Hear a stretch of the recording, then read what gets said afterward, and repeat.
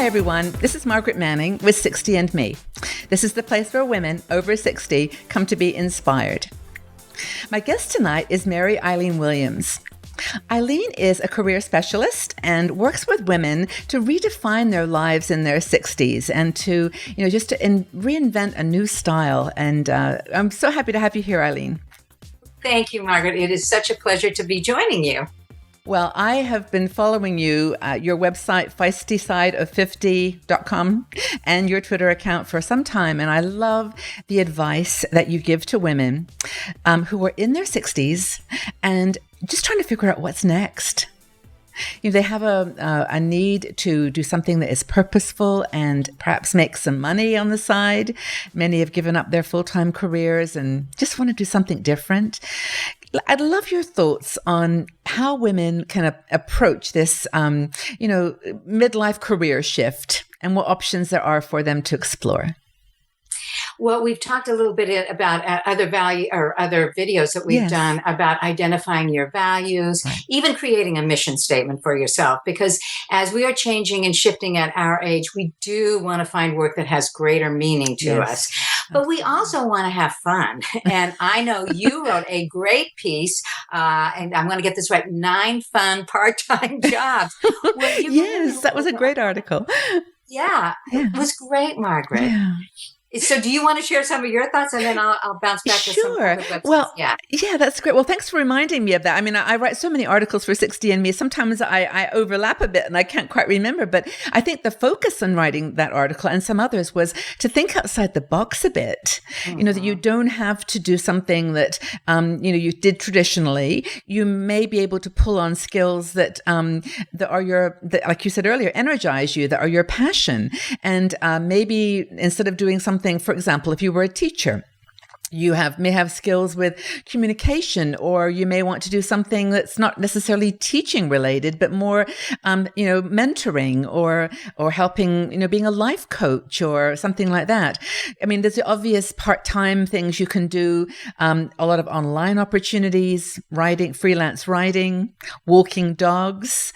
You can be a second in a movie, what do you call it? A part or filler in a movie if there's one coming to town. There's so many things that you can do. If you start, like you said, with your values, you can volunteer. And we've written several articles on this. There's so many interesting online opportunities now where you can fill in your details, and volunteer opportunities are matched to you. You can go work for a month in a part of the world you may have always wanted to go, just even if it's picking apples that's not a good example. It's probably a little bit energetic. Well, maybe not, I don't know. But, there's lots to do. And I'd love to, what are your thoughts on what kind of wacky ideas do you have? Well, yours are pretty out there. No, I like them all, Margaret. They're great. And it's just like you say, opening up the world to yourself. Absolutely. And in addition to reading your piece, which was wonderful, I got a lot out of it myself. There are also some other websites I'd like to share with people just to get, while we're in the idea gathering stage. Cool. Absolutely. One of them is retiredbrains.com, which is a website that's got a lot of seasonal part-time work. Something that comes to mind for me would be, especially like in the summer, if you love history, maybe being a guide at a local, a home that brings in a lot of people, or something that, I just went to the John Muir House lately, and something like that. You can be a docent, you can do some of those kinds of things. So retiredbrains.com is good. And there's another one that you want to just Google, but Jobs for Older and Bolder. That's on a website called Cool Works. And then this one is, I'm piggybacking off your, suggestion about retirement. There is a organization called Encore.org. Yes. And that's headquartered in San Francisco, which is near to where I am. But their mission is to help people 55 and older, so we make that cut, really find work that is not only internally rewarding, but gives back to society in some way. Yes. So it can be, it can be nonprofit work. It can be green industries. It can be education. They've got several focuses, foci, I think is the plural focus that they suggest.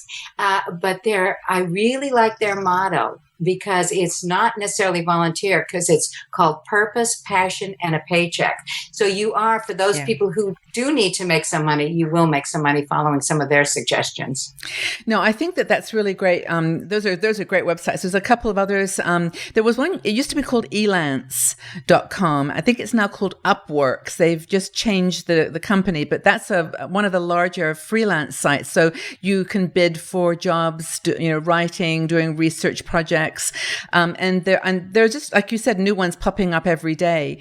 There's also a lot of the volunteer, or like the state parks in the States, where in the summer months you can be a guard, I guess, or like you said, a guide for the area. Yeah. And then there's Vayable.com. Vayable, Vayable. And that's where you can welcome people to your city and give a guided tour. So say you've lived in a place all your life, you can just invite people, and it's a bit like Airbnb, where they're reputation based. So you don't, you know who you're getting to meet you. You've seen that they've been, validated, and it's safe, basically. So a lot of these online matching services use that model that Airbnb uses. So you've got to be careful, of course, with these types of things, but it's like they're there. So, but that's great. But anyway, I know you've done career counseling in your past. So think about, first of all, how you would choose this, whatever this magical thing it is you're going to do. What are the secrets to having success in making the right choice? Well, again, you have to look inside first. And then you also, we've talked quite a bit about that, and identify the skills that, give you pleasure and give you energy.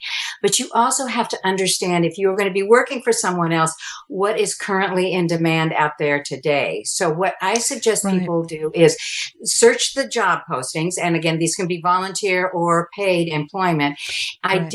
Pull up 5, 6, 7 of these job descriptions that will be something you'd like to do, and then identify the skills that come up over and over again. And that way, when you are creating a resume, when you're creating a LinkedIn profile, and we won't get into this much, but you want to give the marketplace the skills that they are looking for currently. So if they're true for you, if you've got them, flaunt them, I always say. Yeah. So that part too. Yeah. No, go ahead. Oh, and then also you are far more likely to find a job through networking than any other way, especially at our age. In general population, 3/4% of jobs, 75% of jobs are gotten through personal referral. Yes. But when you're a little bit older, we might not have as many opportunities. So therefore, that nod from a trusted friend, a valued employee, a peer, this gives us the inside track that at minimum, if you get that kind of a recommendation, you are likely to at minimum get an interview. So those are the ways that you can, once you've looked inside, then you figure out the skills that are in demand, you make the match, present yourself as the ideal candidate, and then use your network to get through the door to a place where you want to work. Yeah, no, I think that's brilliant advice. And, I've mentioned this before, but there are so many great online resources that just didn't exist 5 years ago. I mean, we are actually, as women in our 60s, in the perfect place at the perfect time.